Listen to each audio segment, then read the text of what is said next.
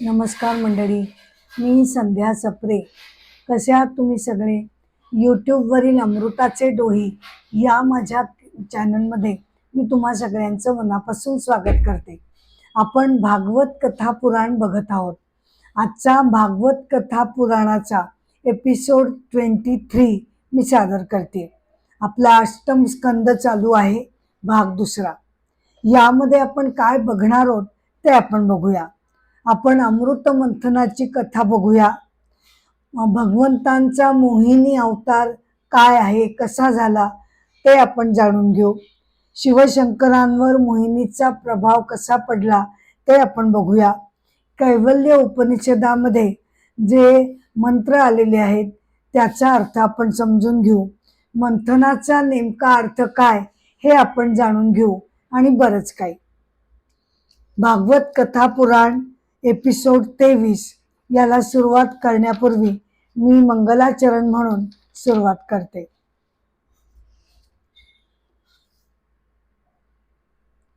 श्रीमं महागणाधिपतये नमः. वक्रतुंड महाकाय सूर्यकोटि समप्रभ निर्विघ्नं कुरु मे देव सर्वकार्येषु सर्वदा. नमो देवे महादेवे शिवाये सततं नमः. नमः प्रकृते भद्राये नियतः प्रणतास्मतां. समचरण सरोजं सान्द्रनीलाम्बुदाभं जगन्वीतपाणिं मण्डनं मण्डनानां. तरुणतुलसीमाला कंदरं कंजनेत्रं सदयधवलहासं विठ्ठलं चिन्तयामि.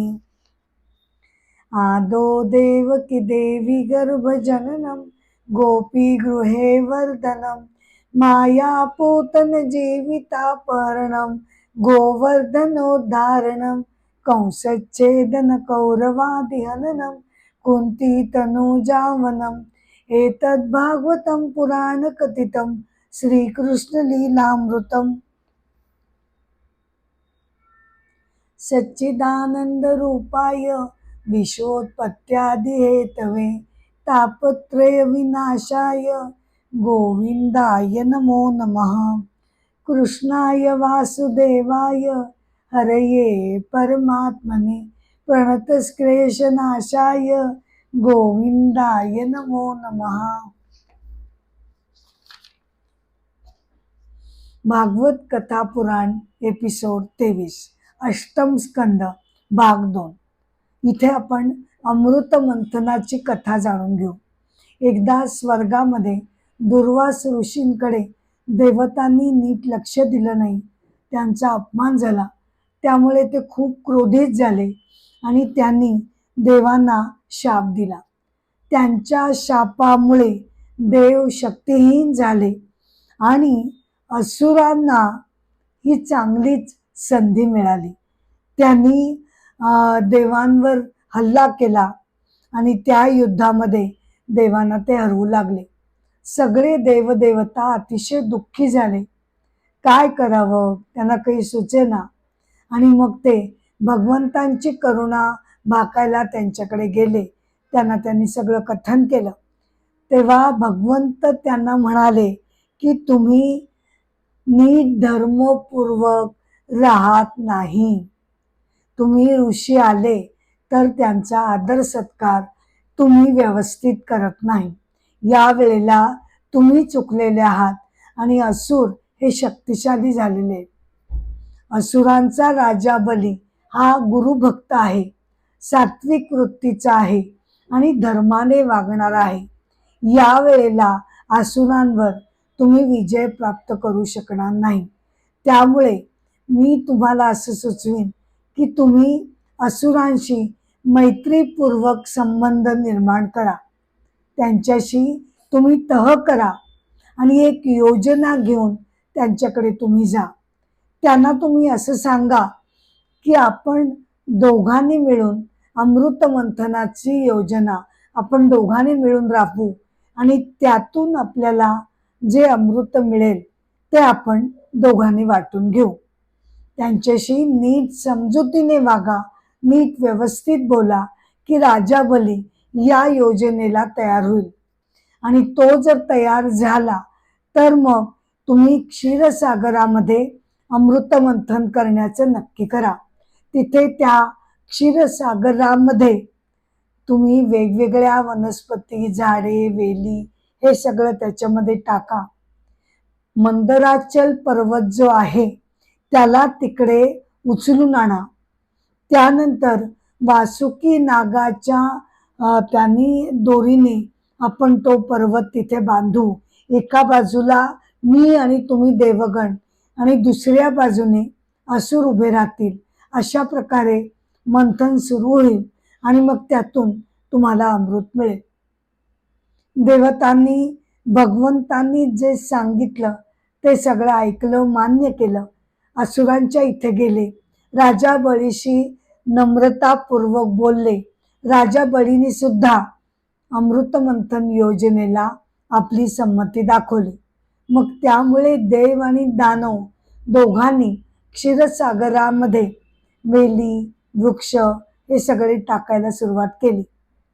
त्यानंतर कठीण जबाबदारी होती ती म्हणजे मंदराचल पर्वताला उचलून आणण्याची.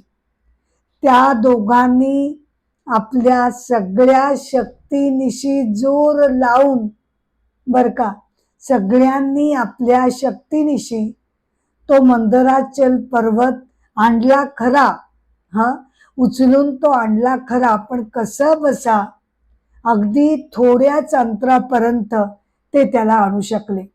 त्यानंतर त्यांनी तो भार सहन न होऊन तो मंदराचल पर्वत खाली टाकला. त्याबरोबर त्याच्या खाली बरेच देवता आणि असुर चिरडले गेले.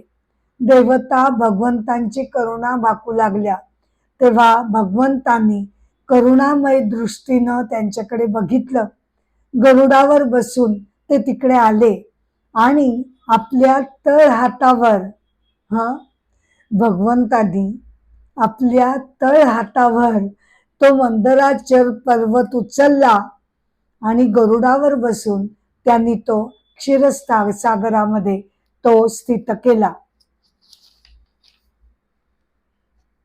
अजित अवतार घेतलेले भगवान आणि देवतागण आता मंदराचल पर्वताला भगवंतांच्या आज्ञेवरून वासुकी जो नाग होता तो तिकडे आलेला होता.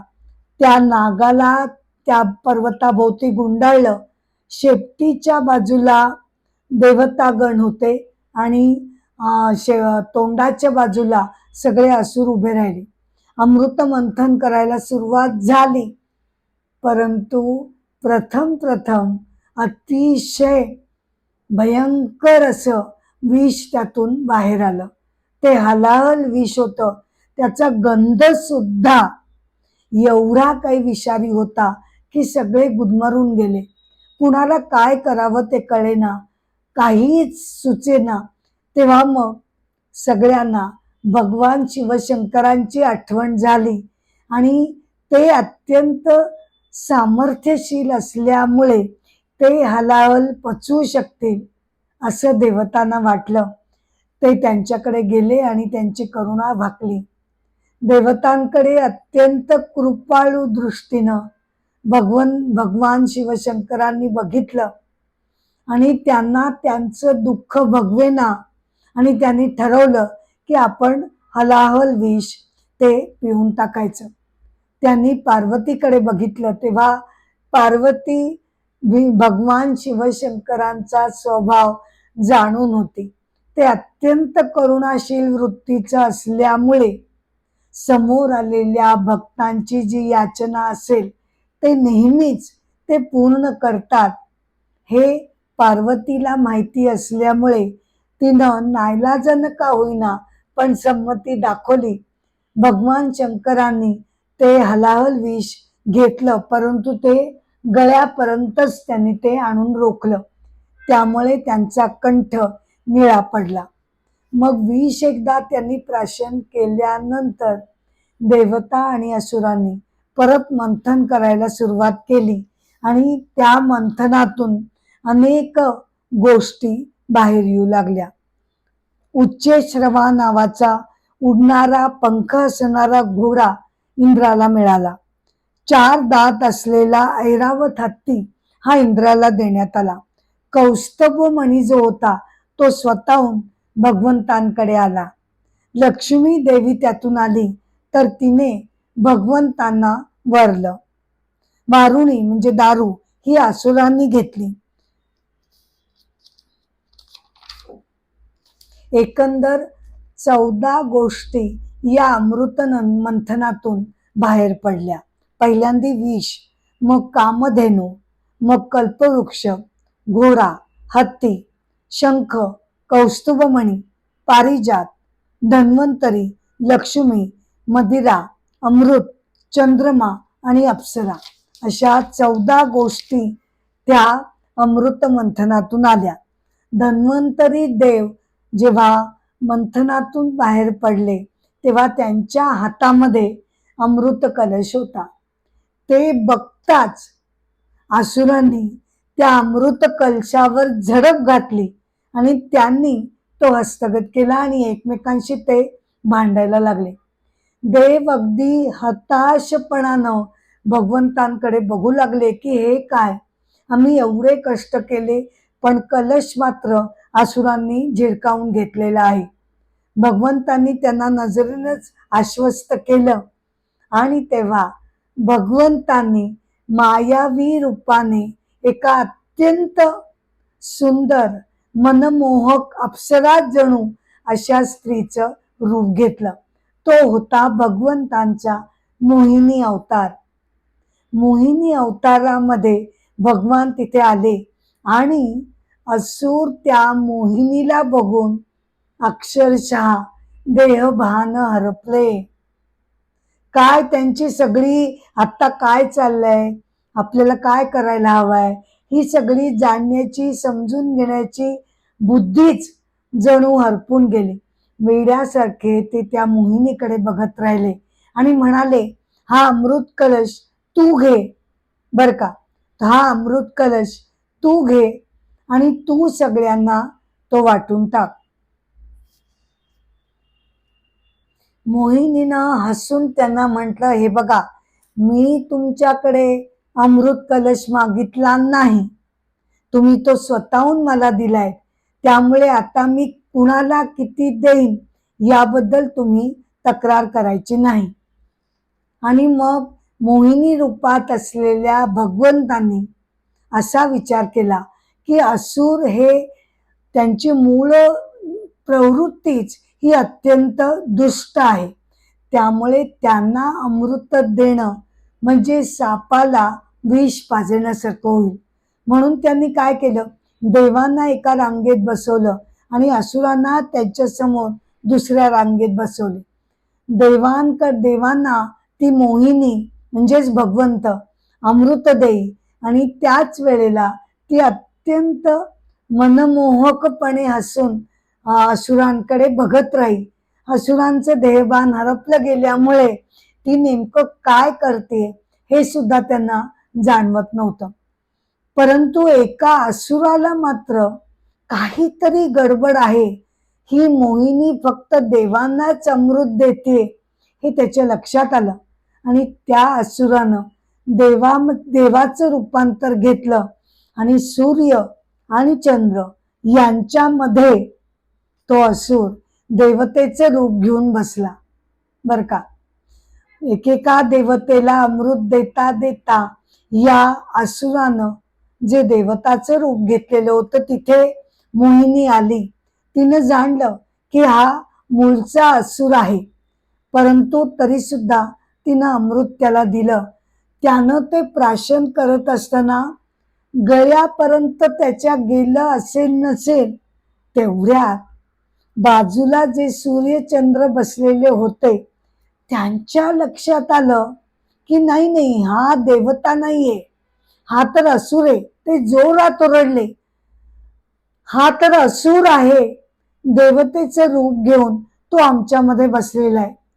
ते आरडाओरडा करताच भगवंतांनी जाणलं की आता आपण हे मोहिनीचं जे रूप घेतलेलं आहे तो अवतार आपण आता समाप्त करावा. त्यांनी तो अवतार समाप्त केला. सगळं अमृत उरलेल्या देवतांना त्यांनी दिलं आणि ते अंतर्धान पावले. अमृत मंथनाची सगळी कथा झाल्यानंतर देवांना अमृत मिळालं. भगवंतांना लक्ष्मी देवी प्राप्त झाली आणि देवांनी असुरांवर युद्ध केलं. इंद्रानं वज्रानं राजा बळीचा वध केला. तेव्हा मात्र महर्षी नारद मध्ये पडले आणि ते म्हणाले की आता तुम्हाला सगळं प्राप्त झालेलं आहे, आता ही युद्ध तुम्ही थांबावं. महर्षी नारदांच्या विनंतीवरून देवांनी ते युद्ध थांबवलं. असुर राजा बळीचं देह घेऊन शुक्राचार्यांकडे गेले. शुक्राचार्यांना संजीवनी विद्या अवगत असल्यामुळे त्यांनी राजा बळीला पुन्हा जिवंत केलं.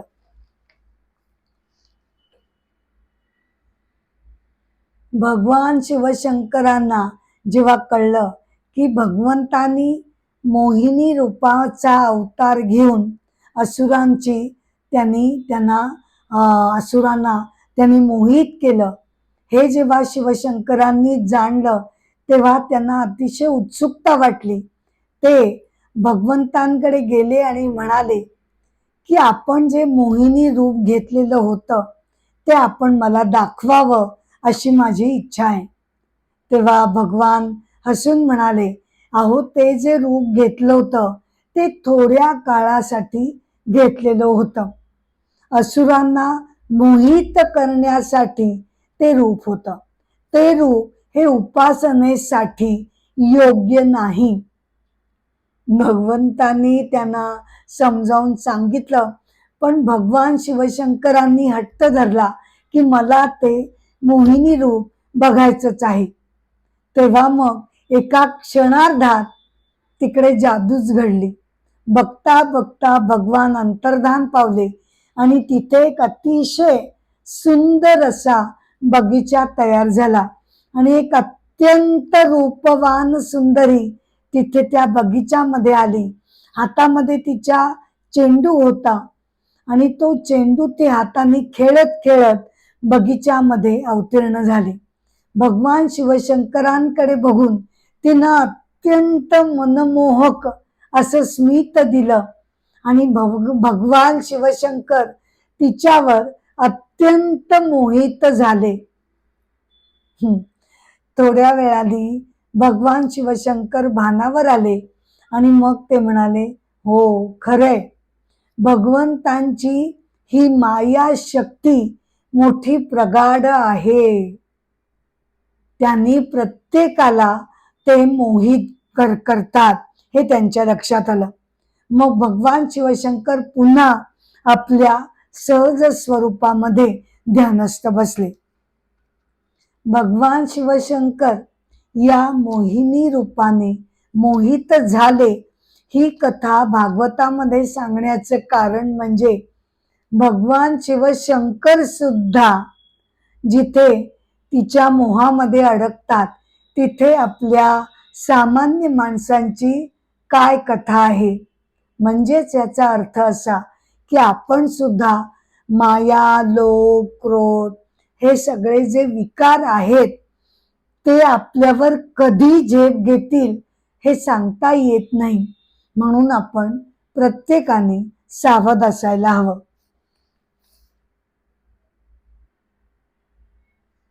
एकदा भगवान शिवशंकर तपस्या करत असताना इंद्रानं त्यांचा तपोभंग करण्यासाठी म्हणून कामदेवाला तिथे पाठवून दिले.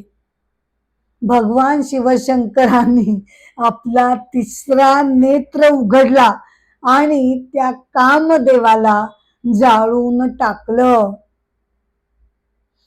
कामदेवाची पत्नी रती रडत रडत भगवान शिवशंकरांकडे आली आणि तिनं त्यांना विनंती केली, कृपा करून तुम्ही जे माझ्या पतीला जाळून टाकलेलं आहे त्याला क्षमा करावी आणि त्याला पुन्हा जिवंत करावं. भगवान तिला म्हणाले की जरी प्रत्यक्ष रूपानं आता जरी तो नसला तरी सुद्धा अदृश्य रूपानं अरूपानं तो प्रत्येक माणसाच्या मनामध्ये असेल. केवळ कृष्ण जन्म जेव्हा होईल तेव्हाच कामदेव पुन्हा सजीव अवतार घेऊ शकेल. कामदेवानं भगवंतांना नमस्कार करून म्हटलं की तुम्ही मला जाळून टाकलं. हे सगळ्या लोकांना कळल्यानंतर त्यांना असं वाटायला लागेल की माझ्यामध्ये आता काही सुद्धा शक्ती उरलेली नाही. भले तुम्ही मला अरूपामध्ये किंवा अदृश्य रूपामध्ये जरी प्रत्येकामध्ये ठेवलं तरी त्यांना असं वाटेल की आता ह्याच्यामध्ये काही शक्ती उरली नाही.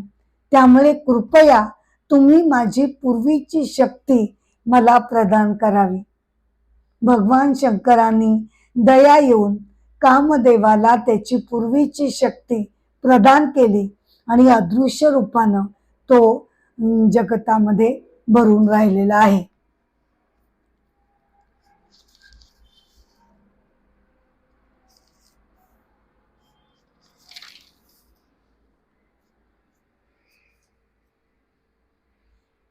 कैवल्य उपनिषदामध्ये या अमृत मंथनावरून एक मला आठवण झाली.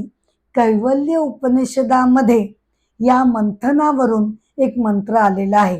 मंत्र म्हणतो, आपल्यातील अहंकार किंवा जीवाला कनिष्ठ अरणी बनवून, बर का, आपल्यातील अहंकाराला कनिष्ठ अरणी बनवून आणि ओंकार या परब्रह्म स्वरूप नादाला म्हणजे साक्षात ईश्वराला आपल्यातील आत्मतत्वाला श्रेष्ठ अरणी बनवून सततच्या ज्ञान मंथनाच्या प्रक्रियेमधून ज्ञानी साधक सर्व कर्मबंधनातून मुक्त होतो. म्हणजे काय, याचा अर्थ काय, तर वैदिक कालीन यज्ञ याग जे होत असत त्यावेळेला 2 लाकडी अरणी, अरणी म्हणजे द्रोणासारखं त्यांचं रूप असे, 2 लाकडी अरणी एकमेकांवर मंथन करून एकमेकांवर घासून अग्नी निर्माण केला जात असे. आणि तो अग्नी मग कापसानं किंवा कपड्यानं ग्रहण करून मग तो अग्नी यज्ञाग्नीमध्ये त्या कुंडामध्ये प्रज्वलित केला जात असे.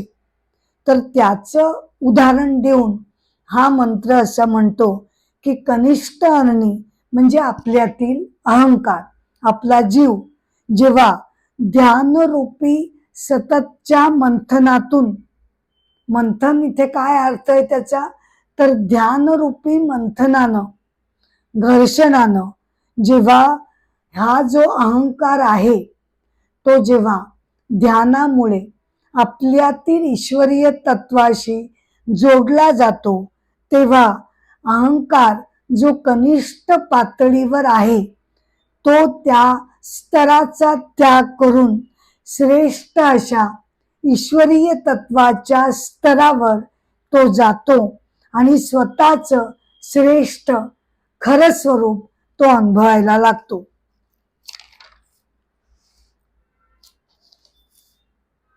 म्हणजे काय, तर आपल्यामधील जो जीव आहे, बर का, आपल्यामधील जो अहंकार रूपी जीव आहे तो म्हणजे आपल्यातील आत्मतत्वाचं मनामध्ये पडलेलं प्रतिबिंब आहे. काय आहे, आपल्यातील आत्मतत्वाचं मनामध्ये पडलेलं, मनरूपी आरशामध्ये पडलेलं प्रतिबिंब म्हणजे हा जीव आहे. हा जीव जो आहे, अहंकार रूपी जीव जो आहे तो आपल्या शरीर मनाशी एकरूप होतो आणि स्वतःला त्यामध्ये गुरफटून टाकतो. आपल्यातील हा जो अहंकार रूपी जीव जे प्रतिबिंब आहे ते परब्रह्माचं जेव्हा तो चिंतन करायला लागतो, जेव्हा तो ध्यान करायला लागतो तेव्हा त्याला आपण केवळ जीव नसून, बर का, काय लक्षात येतं त्याच्या? की आपण केवळ जीव नसून आपण साक्षात आत्मतत्व आहोत. आपण साक्षात चैतन्य स्वरूप असं ईश्वर रूप आहोत हे त्याला कळतं आणि त्यामुळे स्वतःचं खरं स्वरूप त्याच्या लक्षात येतं. काय आहे ना की आपल्यातील आत्मतत्वापासूनच निर्माण झालेला हा जो अहंकार आहे तो खरं म्हणजे कुणापासून निर्माण झालाय?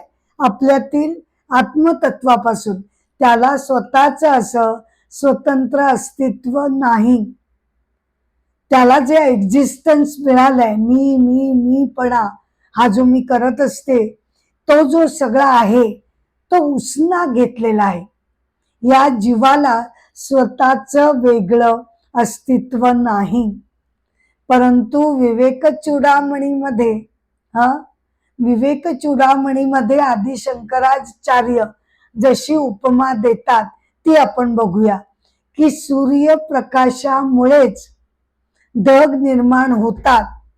म्हणजे सूर्यप्रकाशामुळे ढग निर्माण होतात, परंतु ते ढगच सूर्याला झाकून टाकतात.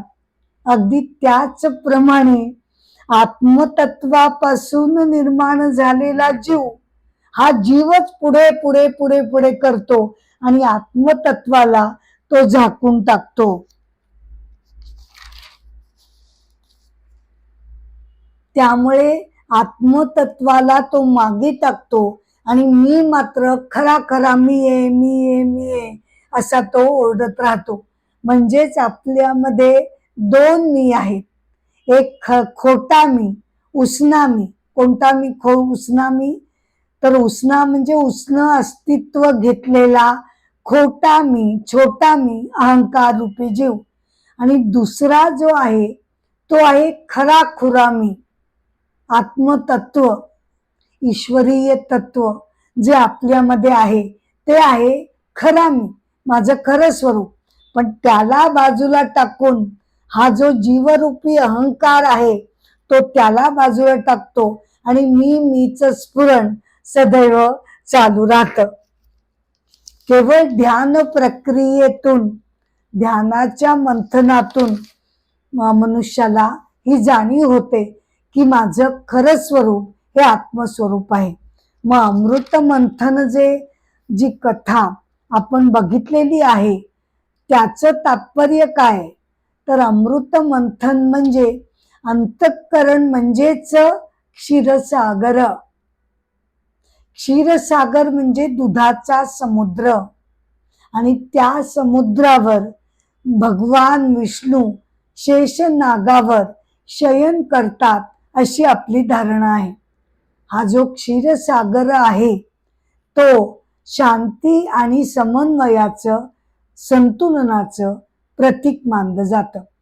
त्यामुळे अमृत मंथनाची कथा म्हणजे क्षीरसागर हे कशाचं प्रतीक घेतलेलं आहे? तर अंतःकरण रूपी क्षीरसागर. त्याच्यामध्ये आपल्याला मंथन करायचं आहे. मंथन म्हणजे काय? ध्यानरूपी मंथन करायचं आहे. क्षीरसागरामध्ये वेली टाकणं म्हणजे त्याचा अर्थ काय की उपनिषद, भगवद्गीता या ग्रंथांचा अभ्यास करणं, चिंतन मनन करणं म्हणजे वेली टाकणं. त्याद्वारे ते अंतःकरण हळूहळू शुद्ध व्हायला लागतं. अमृत म्हणजे काय? अमृत म्हणजे साक्षात आपल्यातील ईश्वर तत्वाचा अनुभूती घेणं.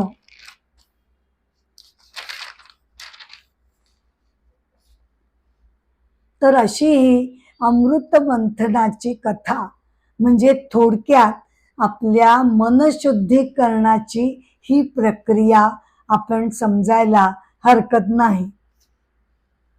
या एपिसोडचा शेवट मी एका कथेनं करत आहे. महर्षी रमण महर्षी, जन्म 1879, तिरुचिल्ली येथे त्यांचा जन्म झाला.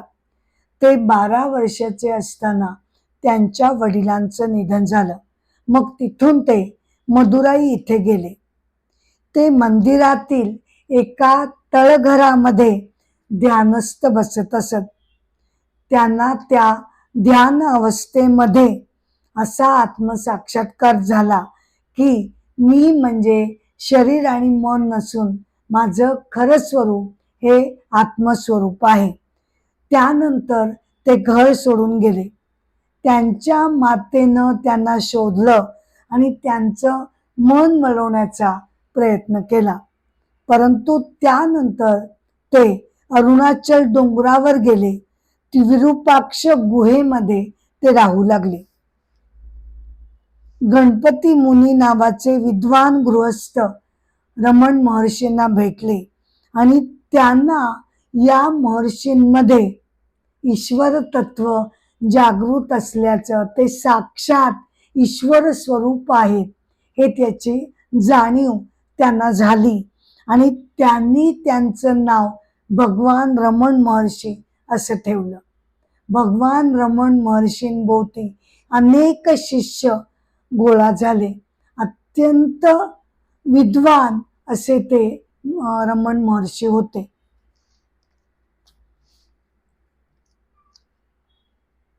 या कथेनंतर या एपिसोड 23ची सांगता मी करत आहे. एपिसोडची सांगता मी करत असले तरी सुद्धा तुम्हा सगळ्यांना मनापासून विनंती करते की कृपया अमृताचे डोही या माझ्या चॅनलला तुम्ही लाईक करावं, शेअर करावं आणि सबस्क्राईब करावं ही माझी विनंती आहे. या एपिसोडची मी जरी सांगता करत असले तरी सुद्धा भागवताचे नवीन एपिसोड घेऊन मी तुमच्या भेटीला येतच राहणार आहे. सांगता मी गजरानं करत आहे. पुंडलिक वरदा हरी विठ्ठल, श्री ज्ञानदेव तुकाराम, पंढरीनाथ महाराज की जय, भगवान रामचंद्र महाराज की जय, भगवान गोपाल कृष्ण महाराज की जय, मंगल मूर्ति मोरया। जय जय राम, राम कृष्ण हरि हरि, जय जय राम, राम कृष्ण हरि। राजा राम कृष्ण हरि, राजा राम कृष्ण हरि हरि, जय जय राम, राम कृष्ण हरि हरि। नमस्कार।